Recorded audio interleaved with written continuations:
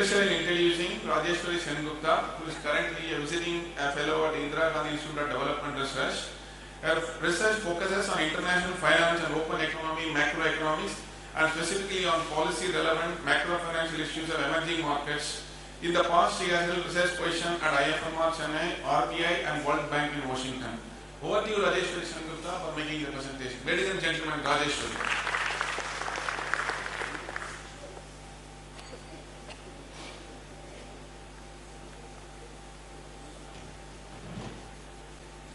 Good afternoon, everyone. Thank you so much to the organizers for inviting me to this event. So, in my talk on macro preconditions for rupee internationalization, it's split in 3 different parts, and I'll start by telling a nice, interesting story that hopefully will be useful after the post-lunch session to wake everybody up with some pictures and stuff. So, when you think of an international currency, of course, the first currency that comes to our mind is the US dollar. And history provides the one precise example of one national currency that achieved international status in as short a span of time as 10 years. So, it's useful to learn how the US dollar came to satisfy the conditions necessary for achieving that international status. And I'm not saying that any country, let alone India, has to repeat the experience of the predecessor, but it might be a useful historical precedent to take lessons from. So I'm going to touch very briefly upon what conditions were satisfied, what led up to the US dollar becoming the international currency. The second, of course, one cannot avoid this country when we are talking about internationalization of currency.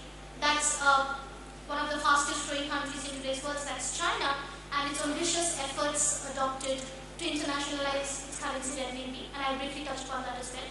And finally, I'll summarize with what are the macro preconditions as shown by the literature and, in my opinion, for Indian rupee internationalization. Okay, so before I start the story, one thing that I wanted to clarify as almost the mantra of the talk is there are 3 essential attributes of an international currency, and there is hardly any theoretical underpinning from the literature as to what is an international currency, but literature suggests that one very important attribute is scale, and by that I mean size of the issuing country in terms of nominal GDP, and also in terms of the size of established international transactions of the issuing country with the rest of the world. The second important criterion is stability. That essentially means confidence of the users of the currency in the value of the currency. The third essential attribute is liquidity. And that can be defined as buying and selling significant quantities of assets in that currency without affecting the price of the currency. So these are the 3 essential attributes that should be possessed by an international currency used actively in international transactions. And then from my previous panel, I got to think that when exactly do we say that the currency has become international? So there are some rule of thumb measures. For example, one is what is the share of the currency in countries' foreign exchange reserves? Secondly, what is the share of the currency in international bonds denomination? And finally, what's the share of the currency in global trade invoicing? So typically these are the 3 parameters that we look at in order to understand whether the currency has achieved an international status or not. So now moving on to the story of the US dollar, and I'd like to take you back a little bit in history to give you the context. Clearly the US dollar was not always the international currency. If we go back in the 19th century international economy, in the pre-First World War days, London was the leading international financial center, and the sterling pound was the leading international currency in terms of denomination of bonds, as well as countries holding foreign exchange reserves. And this was also the international gold standard. At that time, Bank of England, as John Maynard Keynes famously said, was the conductor of international orchestra. And Britain was the largest economy of the world at that time. The point to note here was that US dollar had no role to play whatsoever as an international currency. But this continued as recent as 1913, when US dollar was nowhere in the picture either as for issuing trade credit or in FX reserves or in bonds denomination. However, between 1913 and 1924, a lot of reform measures were taken by the US economy, which kind of catapulted the US dollar to an international reserve currency status. While the US economy had already UK in terms of size in the late 1870s, the two main factors missing in terms of its essential attributes were stability and liquidity, because there was a series of financial crashes in early 1900s and liquidity wasn't sufficient in the US financial markets. What changed, and one single most important factor that changed, was in 1913, the Federal Reserve Act was established the independent central bank in the US. And that came about as the central bank becoming the lender of last resort and providing liquidity support to the financial markets. So the posters, I put them up because back then when the internet was not around, the Federal Reserve would actually put out posters saying that it stands for liquidity and it stands for stability. And that message was very important for the financial investors to start having confidence and faith in US dollar. And along with that, of course, several other measures were taken to establish a credible monetary regime, to have enough checks and balances in place, to have a deep financial market. So as a result of all of these, by 1924, the striking development was that the dollar had emerged as an international reserve currency alongside the pound. And this happened in a span of 10 to 15 years, that short a period of time. Which the US lesson actually goes to tell us that concerted policy reform and institutional innovation can help develop a liquid market to support the international status of a currency. Because that was a very important lesson to learn. Of course, during 30s and 40s, there were a lot of turbulence. The dollar credibility took a significant amount of hit. But by 94, dollar was a force to reckon with in terms of FX reserves and bonds denomination. And by late 1930s, this was post-Great Depression, the dollar had actually overtaken the pound sterling as a currency of denomination for international bonds. So this graph shows you the currency share of global denomination of bonds. And the red line is the dollar, the black is the pound sterling. And you can see that around late 1930s, the dollar had overtaken, what comes as green is black here, so the green line is the British pound. The dollar had taken over the pound as the currency of choice for denomination of foreign bonds. And that was a striking phenomenon that had happened. And since then, it has been the main currency of choice for bonds denomination. And of course, post the Second World War, the international economy organized itself around the dollar, and the US was the predominant economy for all practical purposes. And this was also the time of the dollar standards. The countries were pegging their currencies to the dollar.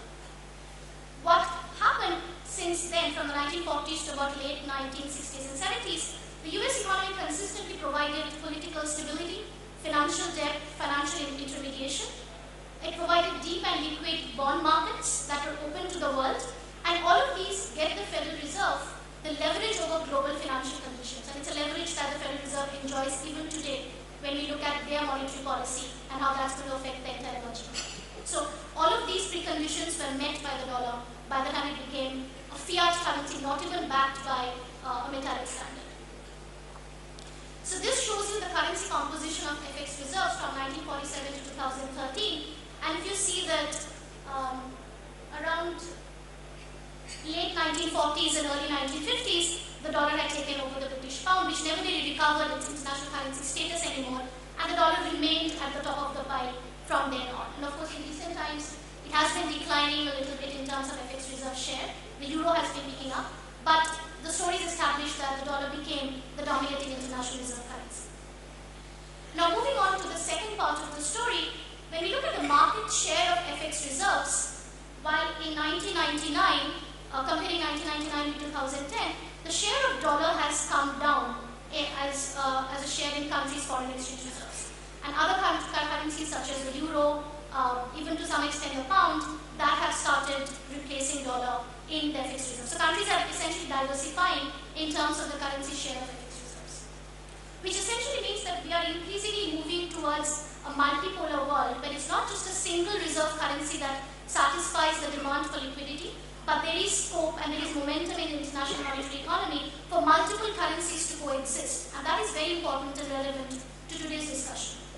So in my own research, what we have found is, especially from the early 2000s, and this gives you a chart of local currency holdings by US investors, and these are local currencies of emerging markets. So since 2000, US investors' holding of local currency bonds have been going up, especially after the global financial crisis. And these are bonds issued by East European emerging economies, Latin American countries, as well as Asian emerging economies. Right? So this is a trend that we would not not have seen before 2000. Because back in the 1990s, emerging countries suffered from what we call the original sin, where they were not able to issue bonds in their own currencies, they could only issue bonds in the dollar. But as the macro fundamentals of emerging countries started improving, today they have reached a stage where India or China can issue masala bond or dim sum bond respectively, and foreign investors are showing sufficient appetite for these bonds. Okay, so that's a phenomenal change that has happened from the 80s and 90s to the 2000s. Now, moving on of course to the second part. Now, while dollar and euro have been playing the role of the dominant international reserve currency, one contender that has been showing its head for the last 5-6 years, of course, is China. And especially since 2010, when traders in China were authorized to issue renminbi for invoicing trade settlements, since then China has taken a series of steps to internationalize the renminbi. In fact, very recently, the Bank of Japan signed an agreement to include renminbi in its foreign exchange reserves. Okay, so this is not insignificant deal for an emerging market economy that was nowhere in the scenario as late as the 2000s.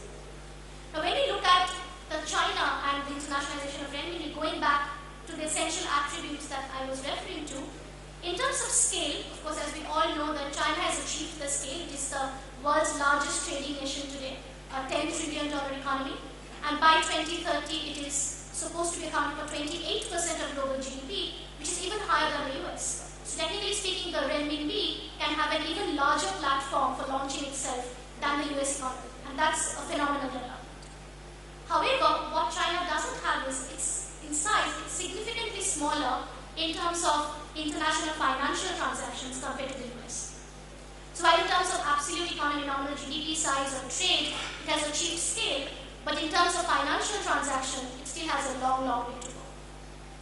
Moving over to stability, the second point, it has several aspects. It's financial, economic, and political. And because it's not a talk on China, I won't go too much into the details. Of course, financial and economic stability in China also has a long way to go. Its banking sector is still saddled with massive amounts of non-performing assets, very similar to India, and banking reforms are extremely urgently needed. But what is unique to China is all other international issuers of currency, or in the 19th and 20th centuries, were political democracies, where the elected systems and the contested elections imposed natural checks and balances on the power of the executive. And that is something that China clearly lacks. And the lack of political democracy could very well be a potential challenge in fostering stability and confidence of the users in the value of the renminbi. The third point is liquidity, and there, like a lot of other Asian markets, the size of the local currency bond market is very small. And they have excessive amount of capital controls in place, not very different from India.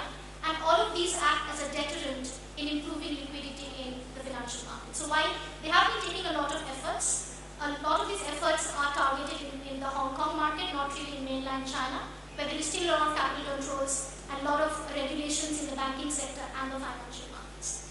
And in that sense, we are closer to China than we are, in fact, by a long stretch to US or the Eurozone. So now moving on to the last part, where we look at the macro preconditions for rupee internationalization. In terms of scale, where today we are the 7th largest economy with a $2.3 trillion size, it is the fastest growing major economy, and we have surpassed China since 2014 Q4. And it is said that we do have the potential to become the world's 3rd largest economy by the next decade, which is all very good. But then in terms of scale, in terms of size, there's still a long way to go. And especially if you look at international financial transaction scale or share of trade in the global trade, we definitely have a long stretch to cross. As I said, India's trade in world trade is less than 3%. So that's significantly less than China as we stand today. In terms of stability, again, a very important factor. So oftentimes the literature says that scale is relatively easy to achieve because it's just one thing that you have to become big and you have to trade more. But stability is a lot harder. And one important factor in stability is inflation, because that can have a corrosive impact on investors holding nominally denominated instruments, or even for doing international business in the currency. As far as India is concerned, well, of late inflation has been declining, partly because of global factors and because of a monetary tightening regime that we have been following. Policy credibility seems to have been established to some extent because fiscal deficit has been reduced, and inflation target been adopted, at least on paper. So we seem to be moving in that direction. And also one advantage that we have over China is, like other countries with international currencies, we are a political democracy. And that gives confidence to foreign investors that there is a stability factor associated with that political regime. However, when we talk of stability, of course, there are a lot of other issues in the banking sector. Again, NPA problem. Our financial markets are far from being deep and liquid, which is the next point. And that is where I think the primary challenges for rupee internationalization lie, which is that we don't have a deep and liquid bond market, which was one of the preconditions satisfied by the US dollar, for instance, way back in the early 1900s. We don't have hedging opportunities against all possible risks, and that is also a deterrent against having liquidity in the markets. There continues to exist a comprehensive set of capital controls, and the research shows that one thing that's going in favor of us in terms of liquidity is a positive function of a country's size, of market size, and we are a growing economy, which is a good thing. But liquidity is also a problem if a country has a comprehensive and extensive set of capital controls, because a growing population of international investors is necessary if you want to give liquidity to the local currency bond market. And of course, there's a chicken and egg problem, because you need liquidity to attract foreign investors, and you need foreign investors to improve liquidity. And how do we solve that problem? So that's one thing. And again, we are in a managed floating exchange rate regime, and there, of course, there's this impossible trinity argument that once we have inflation targeting that we have adopted, and if you want to open up the capital account, we cannot possibly be intervening very actively in the foreign exchange market, because they are going to be hitting the impossible trinity time and again. So that's a direct conflict right there.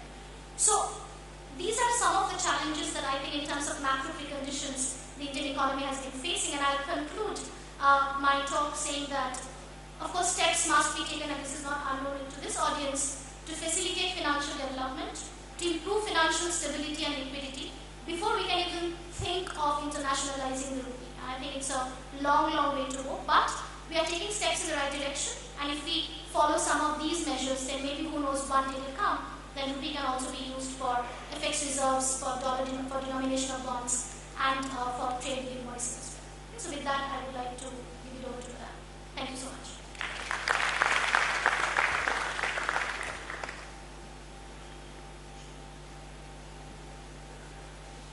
Thank you, Rajeshwari, for setting the tone.